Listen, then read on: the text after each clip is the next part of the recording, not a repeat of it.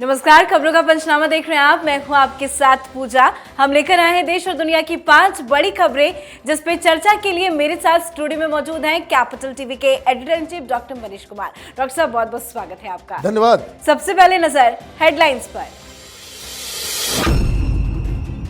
कांग्रेस ने फिर से उठाया सर्जिकल स्ट्राइक पर सवाल। दिग्विजय सिंह ने मांगे सर्जिकल स्ट्राइक के सबूत। बीजेपी बोली सेना का अपमान बर्दाश्त नहीं। पीएम मोदी ने अंडमान निकोबार के 21 द्वीपों को दिया नया नाम। परमवीर चक्र विजेताओं के नाम पर किया गया नामकरण पर बौखलाई ममता। कहा पब्लिसिटी के लिए चेंज किया गया नाम। बिहार में फिर से जहरीली शराब कांड को लेकर बवाल। सिवान में जहरीली शराब पीने से 4 लोगों की मौत, 10 आरोपी गिरफ्तार। बिहार के बाद यूपी में रामचरितमानस विवाद की एंट्री। स्वामी प्रसाद मौर्य ने दिया विवादित बयान। कहा रामचरितमानस में सब बकवास, किताब पर लगे बैन। बयान पर जमकर घमासान।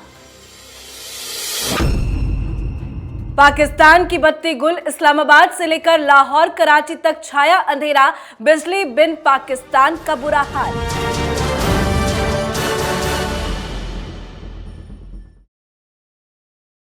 आज की सबसे पहली खबर में बात सर्जिकल स्ट्राइक पर फिर उठे सवाल की। हमारी सेना के शौर्य पर सवाल उठाना कांग्रेस की आदत सी हो गई है। कांग्रेस पार्टी ने एक बार फिर से सेना के मनोबल पर प्रश्न चिन्ह लगाया है।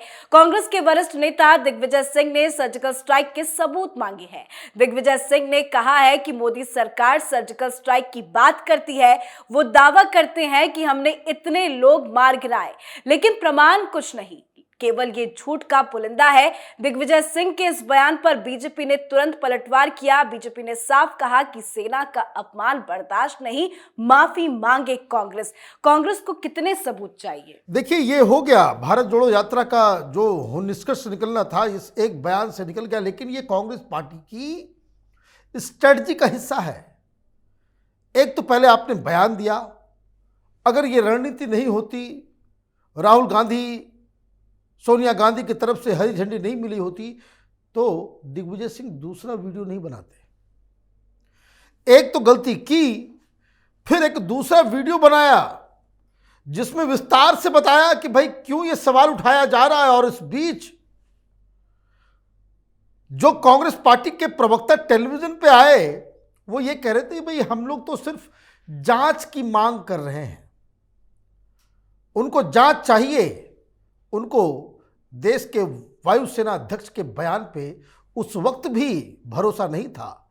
और अब तो खुद पाकिस्तान के कई जर्नलिस्ट, पाकिस्तान के कई सारे लोग ये मान रहे हैं कि स्ट्राइक हुआ था और उसमें आतंकियों की कमर टूट गई थी। 100 से ज़्यादा आतंकियों की मौत हुई थी, जिसमें 11 जैश ए मोहम्मद के ट्रेनर भी थे। कांग्रेस पार्टी के लोग प्रोपेगेंडा फैलाने में जुटे हुए हैं। उनको लगता है कि यह सवाल फिर से उठाया जाए। अभी वो यात्रा पाकिस्तान के नज़दीक जो कश्मीर में है, जिन लोगों के साथ वो खड़े हैं, सब ये पाकिस्तानी परस्त लोग हैं। वहां कहीं विरोध ना हो जाए।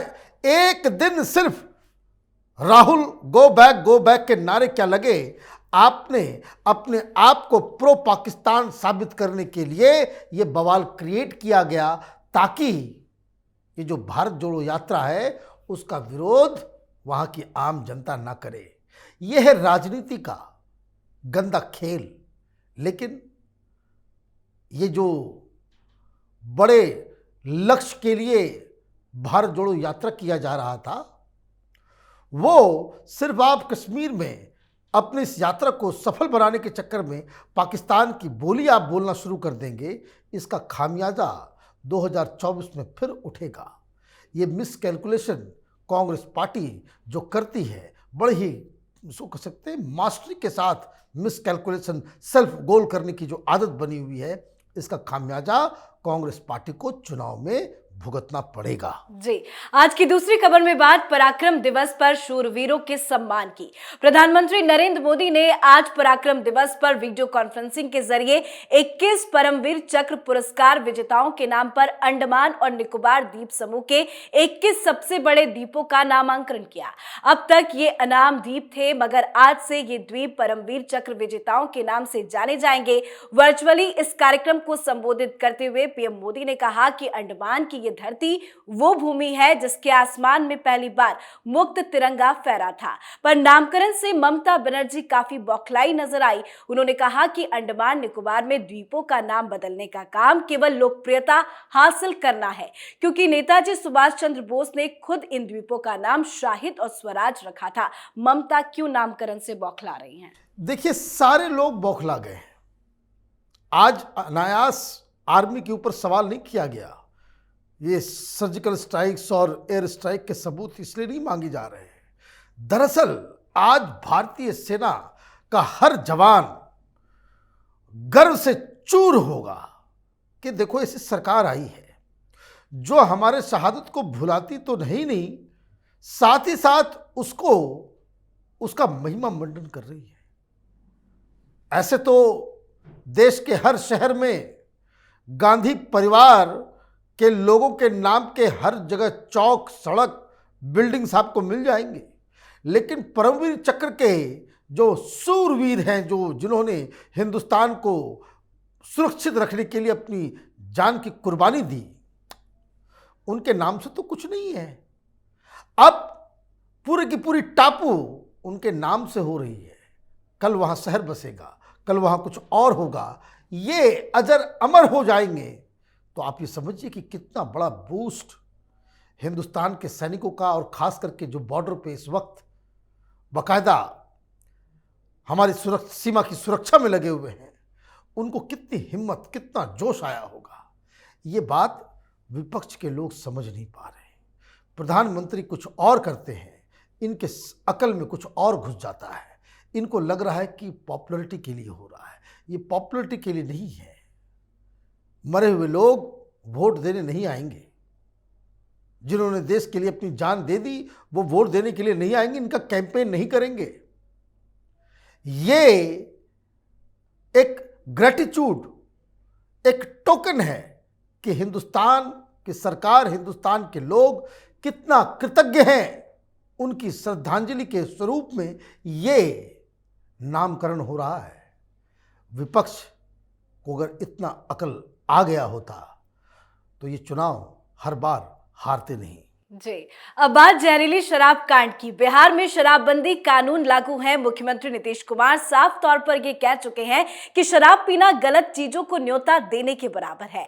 सरकार शराबियों के साथ कभी भी समझौता नहीं कर सकती है, लेकिन इसके बावजूद बिहार में धड़ल्ले से अवैध शराब का कारोबार किया जा रहा है। अब इसी कड़ी में ताजा मामला आज बिहार के सिवान जिले से सामने आई, जहां जहरीली शराब के सेवन से 4 लोगों की मौत हो गई, जबकि 6 लोगों की हालत नाजुक बनी हुई है। हालांकि इस पूरे मामले में पुलिस ने 10 लोगों को गिरफ्तार भी किया है। अब नीतीश कुमार कुछ कह पाएंगे क्या? देखिए, नीतीश कुमार की ये योजना बुरी तरीके से फेल हो गई। वो सरकार बचाएं, अपनी कुर्सी बचाएं, अपनी पार्टी बचाएं, गठबंधन बचाएं, बहुत जिम्मेदारियां आ गई हैं नीतीश कुमार के कंधों पे। सब जगह गड़बड़ चल रहा है, और ऐसे में ये खबर आ जाना, ये तो उसमें कह सकते कि नीम के ऊपर करेला। बड़ी मुसीबत में है नीतीश कुमार। नीतीश कुमार को सोचना पड़ेगा, उनको समझना पड़ेगा कि अगर आप शराबबंदी लागू करते हैं तो आपकी सरकार, आपकी पुलिस, आपकी पूरा तंत्र, ये जो नकली शराब का जो कारोबार हो रहा है उसके ऊपर लगाम लगाए। लोग तो ये कह रहे हैं कि जो आबकारी पुलिस जो है उसमें साल भर अगर काम कर लेता है तो 7 पुश्तों के लिए घूस कमा लेता है। भ्रष्टाचार चरम पे है। शराबबंदी के नाम पे जो वसूली हो रही है, होम डिलीवरी शराब की जा रही है बाकायदा ऑर्गेनाइज तरीके से। शराब सिर्फ फाइलों में बंद है। बिहार के कोने कोने में शराब की बिक्री धड़ल्ले से चल रही है, और उसका फायदा सरकार को नहीं, वहाँ के माफियाओं को हो रहा है। और इसी कुचक्र से नीतीश कुमार बिहार को बाहर नहीं निकाल पा रहे हैं। लोगों की जो मौत हो रही है, ये कह देना कि जो शराब पिएगा वो मरेगा, ये कहने से काम नहीं चलेगा। नीतीश कुमार को इन मौतों की जिम्मेदारी लेनी पड़ेगी, क्योंकि अगर वो जिम्मेदारी नहीं लेते हैं तो फिर कौन इसके लिए जिम्मेदार है? सरकार आपकी, पुलिस आपका, तंत्र आपका।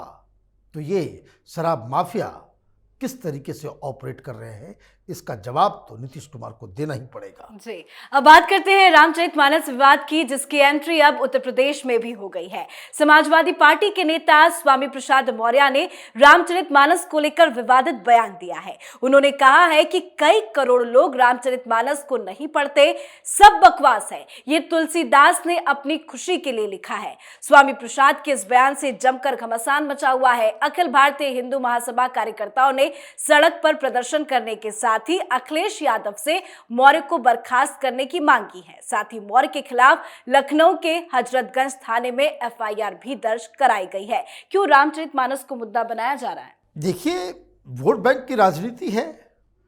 ये जो तमाम सेकुलर पार्टियां हैं, चाहे समाजवादी पार्टी हो, कांग्रेस पार्टी हो, कम्युनिस्ट पार्टी हो, ये तमाम सारे लोग जो अपने आप को सोशलिस्ट कहते हैं, इनके दिमाग में एक कीड़ा है। वो कीड़ा ये है कि हिंदुओं को गाली दो, प्रभु श्री राम को गाली दो, हिंदू देवी देवताओं को गाली दो, हिंदू ग्रंथों को गाली दो, मुसलमान आपसे खुश हो जाएगा। मुसलमान वोट पाना है तो आपको हिंदुओं को गाली देने से बस काम चल जाएगा, चाहे मुसलमानों के लिए कुछ ना करो। ये तुम्हारे जाल में फंस जाएंगे और हर बार तुमको वोट करेंगे। ऐसे नहीं। समाजवादी पार्टी के संस्थापक मुलायम सिंह ने चुनाव से पहले कह दिया था कि भाई और क्या करें, मैंने तो राम सेवकों को कार सेवकों के ऊपर गोली चलवा दी। पत्रकारों ने पूछा कि फिर चुनाव के समय ये बयान आता है। बोला अगर मन करता तो भी और गोलियां में चलवाता। किस लिए? किस लिए? मुसलमान खुश हो जाएंगे। दो बीमारी है, एक पाकिस्तान की तारीफ कर दो, पाकिस्तान की सेना की तारीफ कर दो, पाकिस्तान की आवाम की तारीफ कर दो, तो हिंदुस्तान के मुसलमान तुमको वोट दे देंगे। और दूसरा, हिंदू देवी देवताओं को गाली गलौज करो तो तुमको सेकुलर कहा जाएगा और तुमको वोट मिल जाएगा। तो ये दूषित मानसिकता के शिकार हैं। ये नए नए मुसलमान बने हैं, अभी ज्यादा प्याज खाएंगे। ये मौर्य ये उतर गए मैदान में कि भाई बिहार में बड़ा आरजेडी किसी स्ट्रेटजी के साथ ये काम कर रहा होगा। मैं तो पहले बीजेपी में था, मैंने हर घाट का पानी पिया हुआ ये लीडर है ना। और इस तरह के लीडर्स की वजह से ही हिंदुस्तान की राजनीति बदनाम है। जिस राज्य में 20-25 ये मौर्य जैसे लीडर पैदा हो जाए, वो देश तो, वो राज्य तो बिल्कुल खत्म होना तय है। तो इनको लगा कि भाई आरजेडी ने जरूर कुछ सोच के किया होगा। मुस्लिम वोट पूरा हो गया, मैं तो बीजेपी में था, अभी अभी समाजवादी पार्टी में आया हूं, तो मुझे तो ज्यादा कुछ करना पड़ेगा। तो उन्होंने मुद्दे को उठा लिया और रामचरितमानस के खिलाफ अनाप शनाप कहना शुरू कर दिया। एफआईआर हुई है, सजा मिलनी चाहिए। बिल्कुल। अब बात करते हैं आज की आखिरी खबर की। आर्थिक संकट में डूबा पाकिस्तान अब वाकई अंधेरे में डूब चुका है। देश में पहले आटा खत्म हुआ, फिर गैस और पेट्रोल का संकट आया और अब बारी बिजली की आई है। खबर सामने आई है कि पाकिस्तान में अब बत्ती गुल हो गई है। बलूचिस्तान के 22 जिलों सहित क्वेटा, इस्लामाबाद, लाहौर, मुल्तान क्षेत्र के शहरों और कराची जैसे कई जिलों में बिजली कटौती हुई है। बिजली कब आएगी इसकी भी कोई जानकारी सामने नहीं आई है। पाकिस्तान में तो बत्ती ही गुल हो गई। देखिए, जहां के लीडर, जहां की सरकार, जहां की आर्मी ये कहे कि हम घास की रोटी खाएंगे लेकिन हिंदुस्तान और कश्मीर के ऊपर कोई कॉम्प्रोमाइज नहीं करेंगे, तो वही करो। इस देश का तो जन्म हुआ था इस्लाम के नाम पे, और ये इस्लाम के नाम पे ही खत्म भी हो जा रहा है, क्योंकि वहां पे धर्मांधता जो है वो चरम सीमा पे है। वहाँ के नेताओं ने लोगों को धर्म का घुट्टी पिला पिला करके, इस्लाम की घुट्टी पिला पिला करके इन लोगों को ऐसी राह पे ये लोग ले गए कि जहाँ जिहाद को ये लोग जीवन का सबसे बड़ा कर्तव्य समझने लग गए। इस्लाम इस्लाम करते करते करते करते आपने सब कुछ तबाह और बर्बाद कर दिया। ये सबसे वीकेस्ट, सबसे खराब दौर से पाकिस्तान गुजर रहा है। और पाकिस्तान की वैसे भी ये जो चलन है, ये देश ज़्यादा दिन तक एकजुट नहीं रह पाएगा।